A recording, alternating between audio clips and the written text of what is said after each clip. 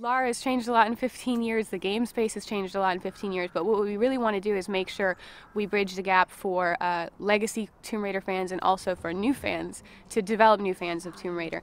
The key differences in the game, obviously, is that it's an origin story. It's a young Lara, it's her first adventure. She's untested and unsure and somewhat new to this space. But also what's very exciting about it is that it's one persistent location. Whereas in a lot of the past Tomb Raider games, she's been kind of globe-trotting all over. This game will take place on one island. There's a lot of diversity in the settings though, which is great. You'll get to see a lot of different environments, a lot of different settings on the island. But it gives us a chance to really flesh out Lara's own character development and growth by having her in this one plight, in this one situation, rather than jet-setting all over the world. So that's one thing that we're very excited about.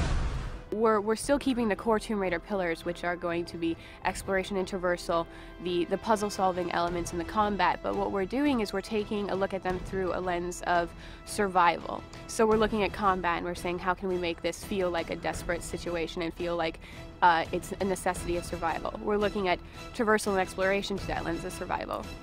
And then we're also looking at the puzzles where traditionally you would have Lara running about, flipping switches, finding keys. We're looking at it as a smart and resourceful Lara who looks at her environment and she evaluates the situation, and she has to learn how to take pieces of her environment and reappropriate the environment to her own needs to escape situations or to solve puzzles. So it's really just taking those core pillars and making them fresh and relevant for today's audience, but I think people who play it are absolutely they're gonna feel the Tomb Raider in it.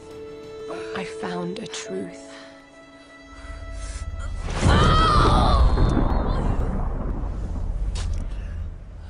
And I knew what I must become. The island is absolutely very mysterious. The story is that it's Lara's first adventure. She's 21, her ship is wrecked off the coast of Japan.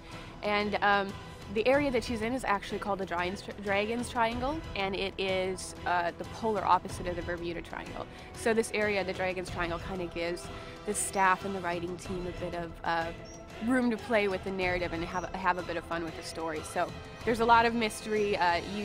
In the scene where Lara looks over the shipwrecked beach, you can see old Spanish ships and then World War II battleships and planes, and so there's a lot of mystery and a lot to discover on the island.